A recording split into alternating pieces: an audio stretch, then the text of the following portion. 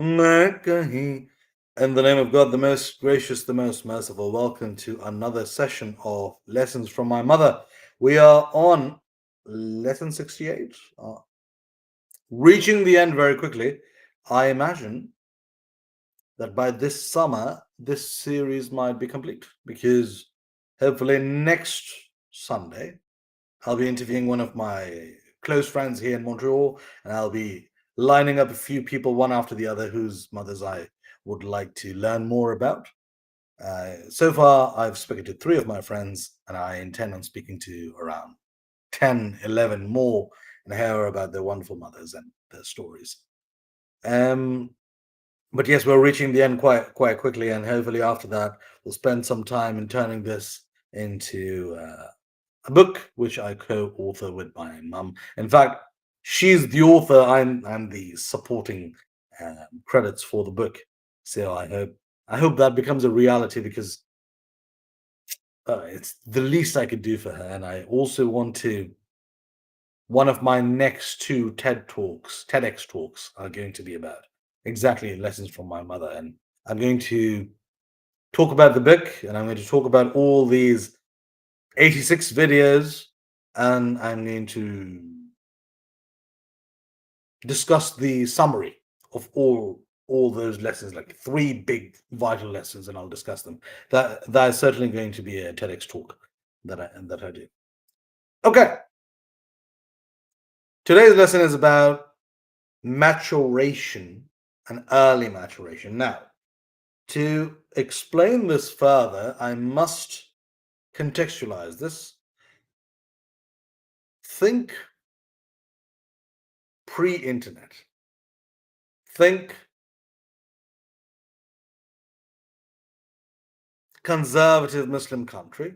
Think somewhat emerging economy. Think one TV channel, maximum two, which would show us the news, some sports, half an hour of cartoon for children, a drama, a TV show,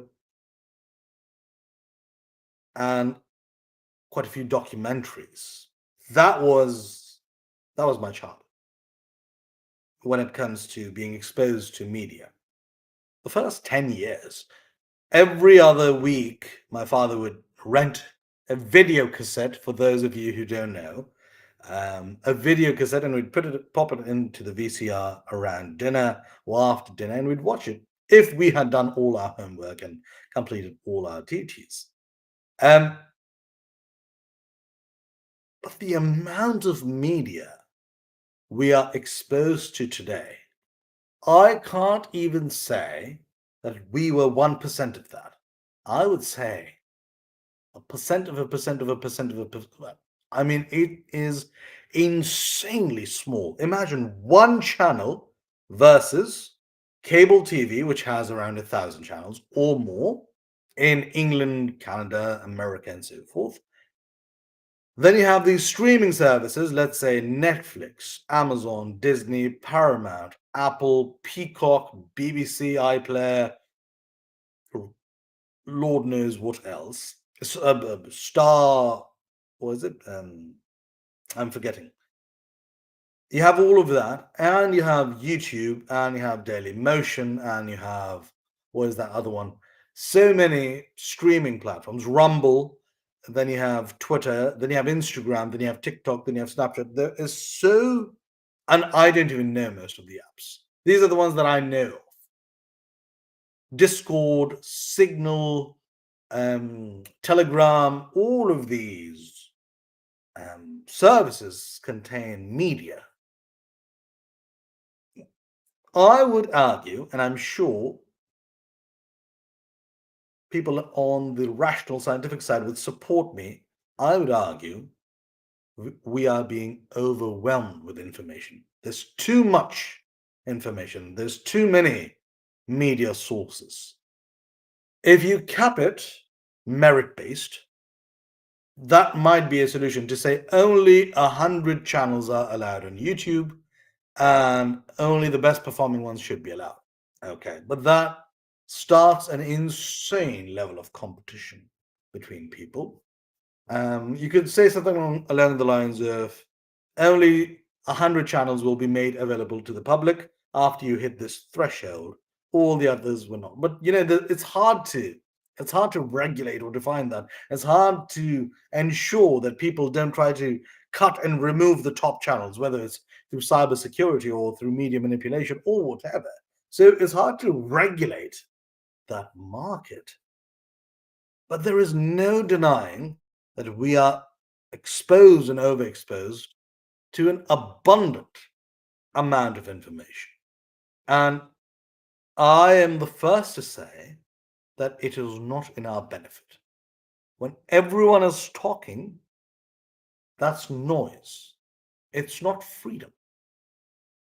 If you have a freedom to speak, the enlightened person exercises his freedom or her freedom to speak many times by not speaking. The freedom to speak does not mean there is a compulsion to indulge in that freedom in the present of the action, not the absence of it. Because freedom is also the absence, not just the presence. So I can choose to stay quiet if I want to stay quiet. Just because I'm allowed to follow free speech does not mean I have to, right? So there's so much information and so many people are talking that no two people are exposed to the same information. It's multiple, and I know it sounds wonderful and dynamic. No, no, no, it's out of control because it's not completely decentralized, democratized, powerless.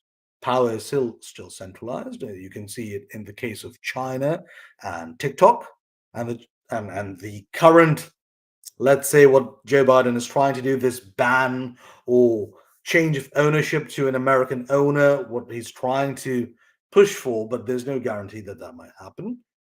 TikTok in China is substantially different from TikTok in the US, and the American government has been doing that with YouTube or other media services for the longest time, right? So certain material is shown in certain countries while others in other countries.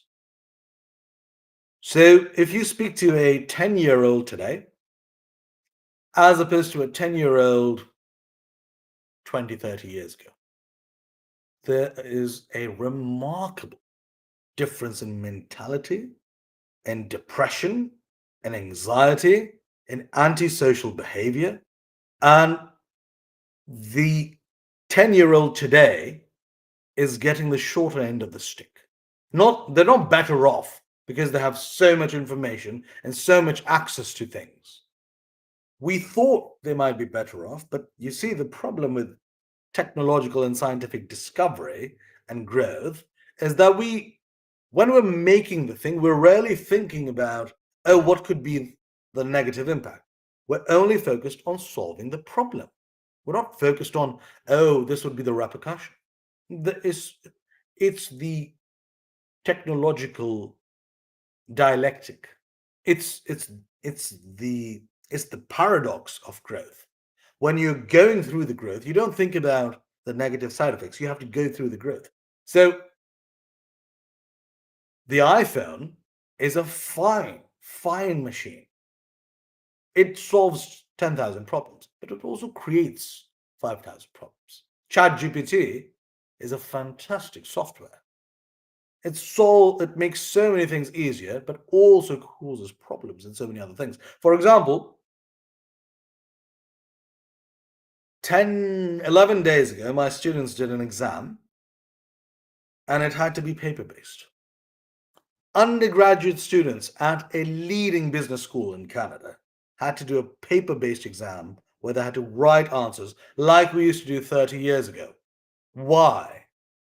Because we are afraid if we give them a computer-based exam, they'll be able to use ChatGPT or whatever in answering all their questions, and we won't be able to find it or fault them for it. We can't. And we're trying to find ways where we allow technology to be used, but we just don't have the perfect solution for it. We really don't. So they're paper-based. So I am the first to say that we are overexposed to information and technology, and that ties into this lesson which my mum gave us.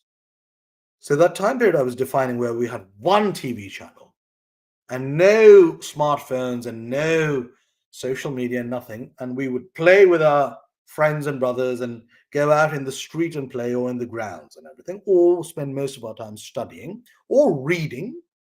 And whenever my parents would be watching a movie, or my eldest brother, because he became a teenager earlier than I did, imagine that.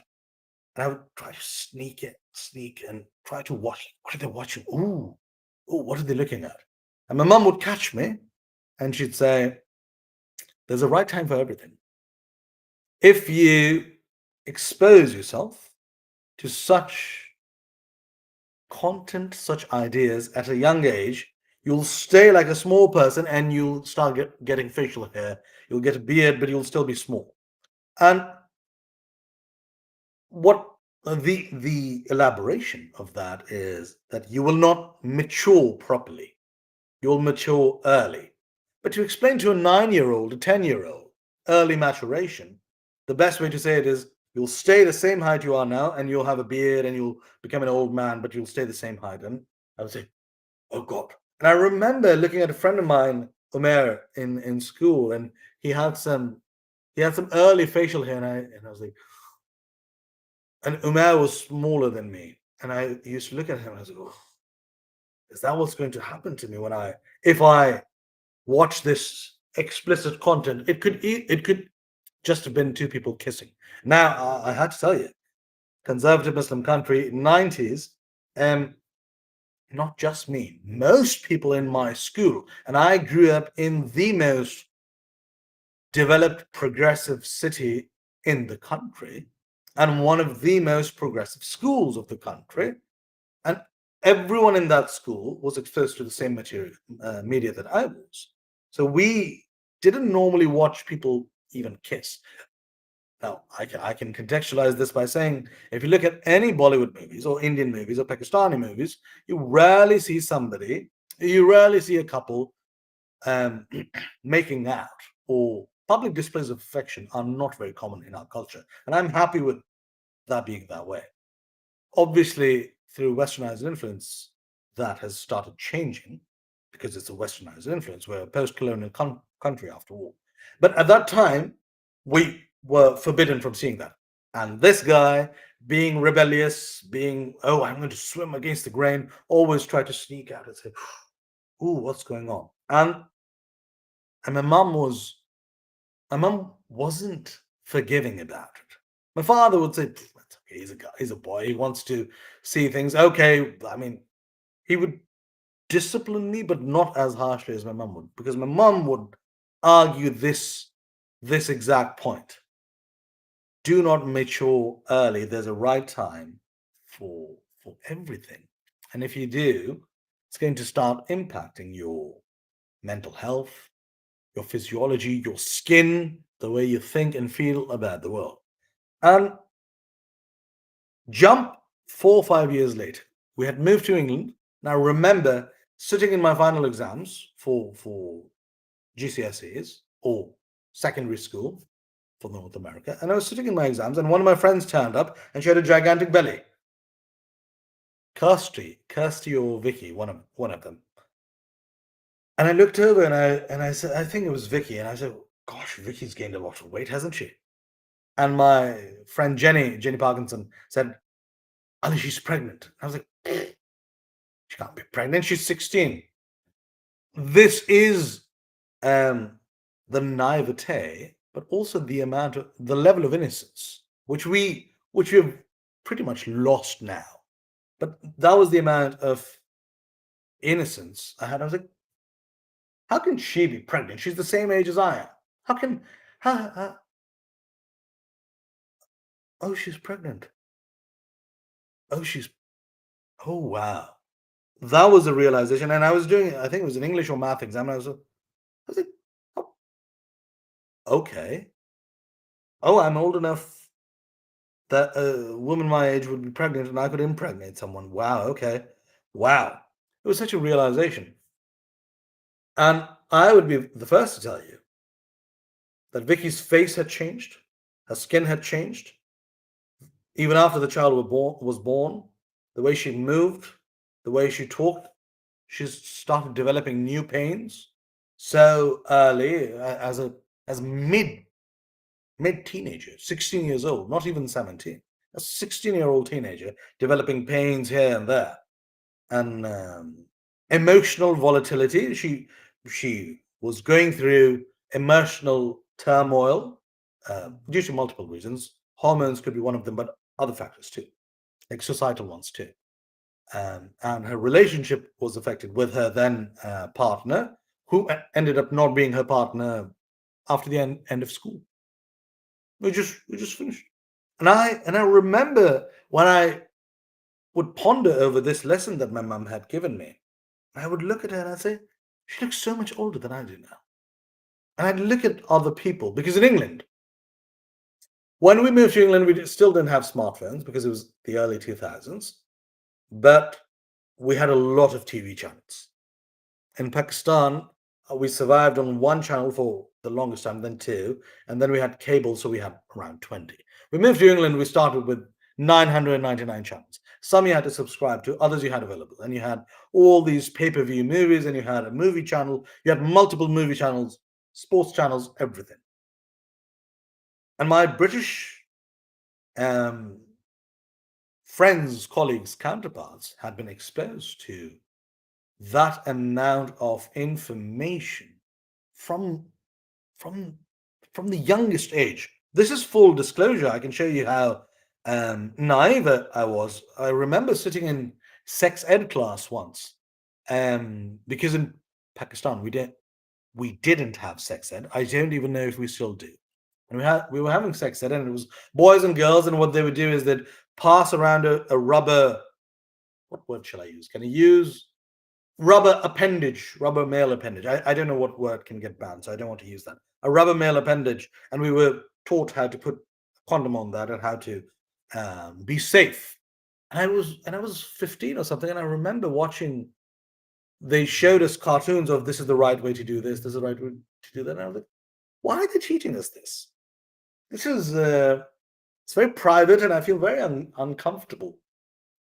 As a 15-year-old from Pakistan, Muslim country, I was very uncomfortable. And my British friends knew that I knew very little about this, and they teased me about it. Like, Ali, you know what this is? So much so that I remember when it was time for Q&A, we were given pieces of paper to keep it anonymous. And a term had been used a million times. And I knew if I turned to a friend of mine and said, what does that mean? Those people would tell, oh, Ali doesn't know what this means. Oh, God. So I wrote it on the piece of paper. And that piece of paper made its way to the front of the room. And there was a lovely lady, I forget her name. It was a lovely lady, and she opened it and read, what is an erection? And that was my question, because they'd been using it, the concept. I mean, in Pakistan or in Urdu, we don't have a term for this physical manifestation, this physical phenomenon. We don't term it. But in England and in English, a 14, 15-year-old knows exactly what it is, what to do with it. And I wrote it, and the whole room, boys and girls, burst out laughing, and they all, we know it was your question. And I was like, no, it wasn't me. That we knew it was you. And then the lady just showed me with her fingers. She just did this. And I was like, oh, that has a name? Okay. I just didn't know that has a name. But mental health wise, I wouldn't change a single thing, because that innocence, naivete, purity I had at that time allowed me to remain preserved and protected in a lot of scenarios, which my friends otherwise did. A lot of my friends have had multiple children out of wedlock, who they not only suffer for financially, but also logistically, also emotionally, mentally, thinking, okay, I have a child in Southampton, I have another child in Scunthorpe, I have another child in Leeds, and logistically, but also emotionally, when you have children and when you have family, to break that apart is a huge emotional burden and enterprise. It can't be taken lightly. I know in the media in Western media, and now because of that, in South Asian media and Eastern media, it's they're trying to normalize. Oh, yeah, divorce is normal, broken families are normal, children without parents are normal. There's nothing normal about it. You're normalizing it, which means there's nothing normal about it, right? You're trying to make it something, and I don't condone or support any of that. Um, but sometimes circumstances are out of your hand. And I know friends of mine who have, oh, I have two children with that person over there. I have one person, child with this person. And from 10 years ago, I have another child with that person. And your heart is just divided and scattered. And if I need to see that daughter, I need to email her mum or her dad 2 weeks in advance to arrange this. Imagine the emotional turmoil that goes through that. That's just one practical example of not maintaining your purity. Now, there is no causation between that purity and a balanced life in the future, because some people who might be pure at a young age might end up damaging their emotional and mental health later, and vice versa. However, there is a substantial correlation, substantial, where you see, oh, this person maintained their purity, innocence, mental clarity, and later this was their life. You can see a correlation, but I would be the first to admit, certainly there are exceptions to the rule. So when my mum was saying this to me, obviously, you can't explain to a 10-year-old why this thing is important and what the long term after effects of it are going to be. But now I understand. So now, when I have a nephew who's 13, I have a niece who's 9, one who's 8, one who's 6, one who's 3, and one who's less than a year old. When I look at them, I mean, I don't consider them nephews or nieces. They're my children. I have 6 kids. We share that. Honestly speaking, if ever they need money to go to university, it wouldn't matter if they're my kids or my brother's kids. It's the same thing. We're 4 brothers. This is how we look at the world. It's the same thing. Thankfully, I'm very grateful to have that. So I look at them and I say, how can I how can I preserve their innocence? I'd like to preserve their innocence. And I try to, and I do, and my brothers do, and their mothers do as well. But you can't, because my nephew doesn't have a smartphone. He's 13, he doesn't have a smartphone. And one day I said something to him. I said, "Oh, this is so and so," and he says, "Are you sure about that?" I was like, "I know. I've seen that wrestler fellow John Cena do this. How do you know this?" I was like, "Oh, people say that in school." Okay, then it's the funniest thing. Ayan, you're gonna kill me. Ayan says he's a Sigma, and I was like, "How do you know what Sigma means?" And I was like, "Oh, people say it at school." And this is the exact truth. We used to have similar things too, but we didn't have so much variety. There were only 2 or 3 things people at school would be able to say, and our parents would know exactly what they mean, where that information had come from. But these things that my nephew says and my niece says, and I said, how do you know that? I know you can't watch that on YouTube because your parents don't let you. Oh, we learned it at school. My friend has a phone, and on his phone we were able to see this.